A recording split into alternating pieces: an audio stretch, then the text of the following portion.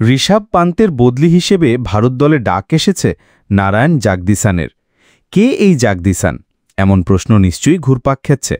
ভারতের দলের হয়ে ইংল্যান্ড সফর না করলেও সোজা ভারত থেকে ইংল্যান্ডে উড়ে যাবেন তামিলনাড়ুর এই খেলোয়াড়। নারায়ণ জাগদিসান গেল ২ আসরে নজর কেড়েছেন প্রথম শ্রেণী ক্রিকেটে দারুণ পারফরম্যান্স করে। তামিলনাড়ুর হয়ে পরপর ২ রঞ্জি টুর্নামেন্টে সর্বাধিক রান করেছেন তিনি। ২০২৩-২৪ মরশুমে ১৩ ইনিংসে ৮১৬ রান করেছিলেন তিনি ৭৪.১৮ গড়ে।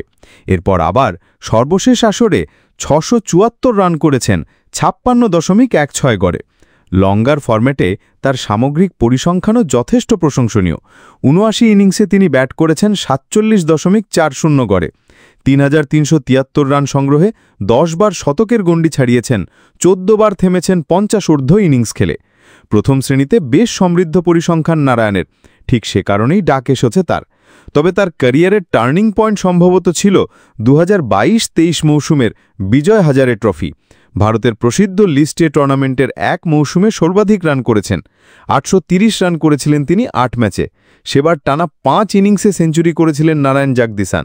এছাড়াও লিস্টে ক্রিকেটে সর্বোচ্চ ২৭৭ রানের রেকর্ডটি তারই দখলে রয়েছে।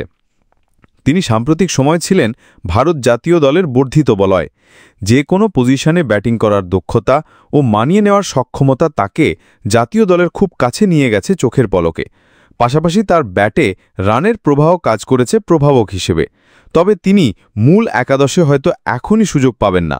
ভারত দলে উইকেটরক্ষক ব্যাটার হিসেবে ইতোমধ্যে ইংল্যান্ডে রয়েছেন ধ্রুব জুরেল। তৃতীয় ও চতুর্থ টেস্ট ম্যাচে তিনিই সামলেছেন উইকেট রক্ষণের দায়িত্ব। তৃতীয় টেস্টে আঙুলে চোট পেয়েছিলেন পান্ত। চতুর্থ টেস্টে তার পায়ে হয়েছে ফ্র্যাকচার। অতএব পঞ্চম ও শেষ টেস্টে ধ্রুব জুরেলকেই দেখা যেতে পারে একাদশে। ধ্রুব জুরেলের ব্যাকআপ হিসেবেই নারায়ণ জাগদিসানকে উড়িয়ে নেওয়া হচ্ছে ইংল্যান্ডে। ২৯ তারিখ তিনি লন্ডনে দলের সাথে যুক্ত হবেন। ৩১ তারিখ মাঠে গড়াবে ইংল্যান্ড ও ভারতের মধ্যকার সিরিজের সর্বশেষ টেস্ট ম্যাচ।